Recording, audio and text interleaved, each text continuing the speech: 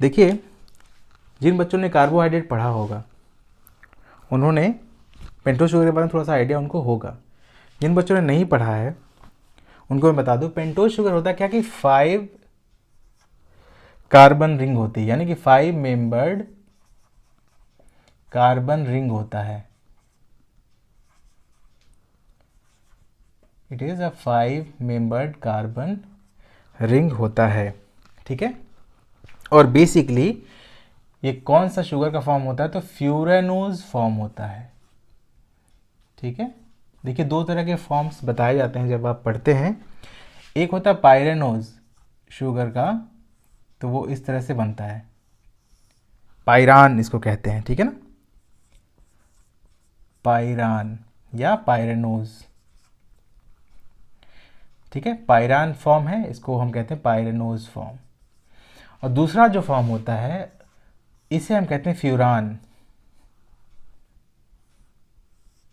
ये कार्बोहाइड्रेट जब पढ़ेंगे हम, जब बायो केमिस्ट्री की क्लास शुरू करेंगे तो उसमें हम समझेंगे।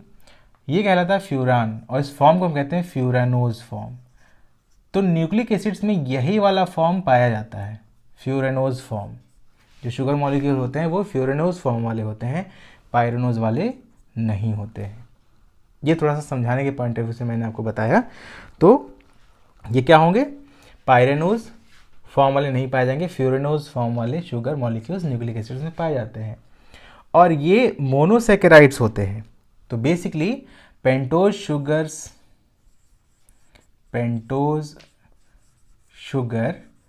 इज अ मोनोसैकेराइड, ठीक है।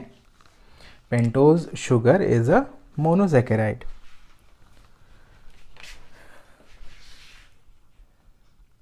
फ्यूरानोज वाला ये न्यूक्लिक एसिड, ये नोट में कर देता हूँ वरना आप कंफ्यूज। न्यूक्लिक एसिड्स में यही वाला फॉर्म पाया जाता है, इन न्यूक्लिक एसिड्स, डीएनए एनआरएनए, इनमें यही वाला फॉर्म पाया जाता है, furanose form.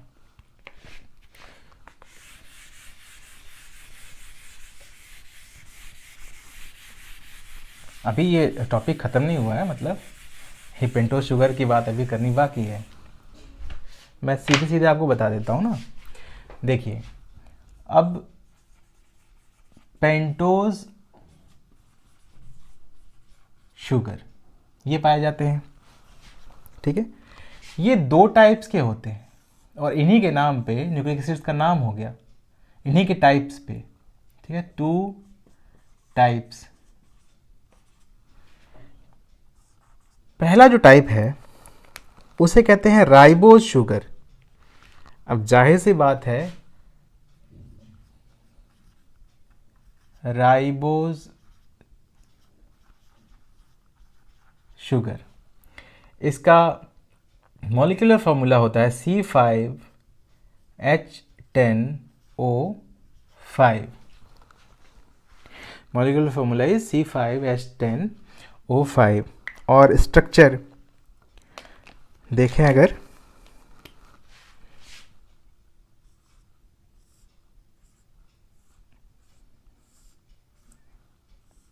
Five carbon ring है, carbon number 1, carbon number 2, carbon number 3, carbon number 4, 5वां भी आएगा, चिंता नहीं कीजिए।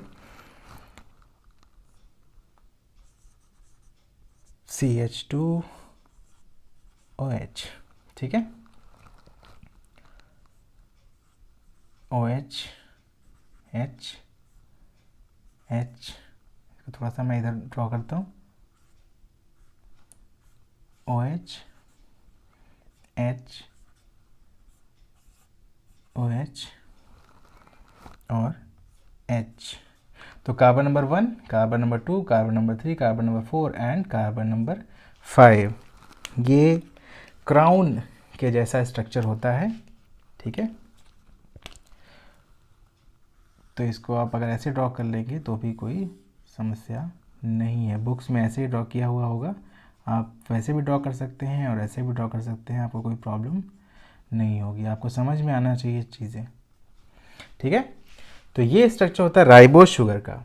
और ये पाया कहाँ जाता है, इन आरएनए, इसीलिए मैंने कहा ना, इन्हीं के नाम पे, शुगर के नाम के आधार पे ही न्यूक्लिक एसिड्स का नामकरण होता है। जैसे आरएनए का पूरा नाम क्या है, राइबोज न्यूक्लिक एसिड, ठीक है। तो राइबोज शुगर से कहते हैं, ठीक है। 5 मेंबर्ड कार्बन रिंग है और इसमें कार्बन नंबर 1 पे OH और H, कार्बन नंबर 2 पे H और OH, इस तरह से इसका ओरिएंटेशन है, ठीक है। ये पाया जाएगा कहाँ पे, आरएनए के अंदर।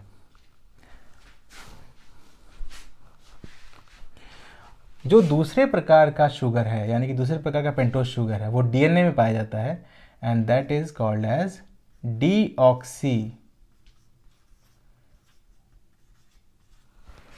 Ribose sugar.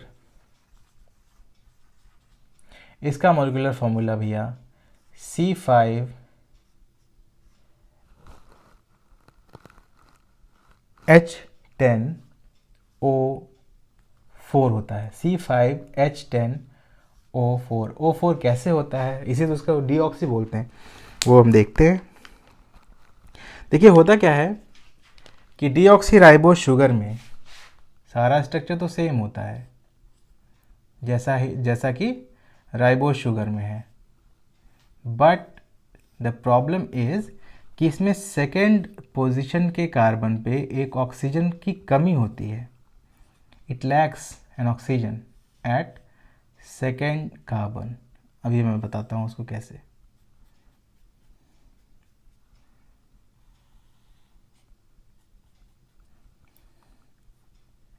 OH H H, यहाँ भी H OH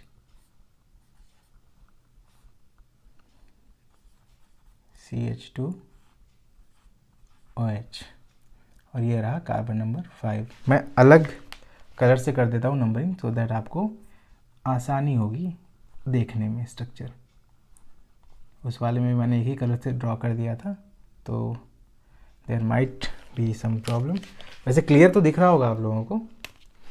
तो कार्बन नंबर 1, ये carbon number 2, carbon number 3, carbon number 4 और कार्बन नंबर 5। देखिए डीऑक्सी क्यों कहते हैं, डी का मतलब दूसरे पोजीशन पे जो कार्बन है यहाँ पे ऑक्सीजन की कमी होती है, इसीलिए इसको हम डीऑक्सी राइबोज शुगर कहते हैं। और ये पाया जाएगा डीएनए में, डीऑक्सी राइबोन्यूक्लिक एसिड, ठीक है। It is found in DNA, ठीक है, समझ में आया। अब देखिए जब हम न्यूक्लिक एसिड्स की या जब हम न्यूक्लियोटाइड्स की बायोसिंथेसिस पढ़ेंगे ना, उसमें इसका कारण आपको डिटेल में पता चलेगा। अभी मैं शॉर्ट में बता दे रहा हूँ। होता क्या है कि जब न्यूक्लियोटाइड्स की बायोसिंथेसिस होती है तो उसमें एक प्रोसेस होता है फ्री रेडिकल मैकेनिज्म का। एक मैकेनिज्म होता है, प्रोसेस तो नहीं कह सकते, लेकिन मैकेनिज्म होता है फ्री रेडिकल मैकेनिज्म होता है बायोसिंथेसिस के टाइम पे। उसमें ये ऑक्सीजन जो है वो रिमूव हो जाता है, पूरा का पूरा ऑक्सीजन यहाँ से सेकेंड पोजीशन का जो OH है उस OH में से O निकल जाता है फ्री रेडिकल मैकेनिज्म के द्वारा। तो यहाँ पे देख सकते हैं ऑक्सीजन की कमी हो जाती है, लैकिंग हो जाता है, ठीक है।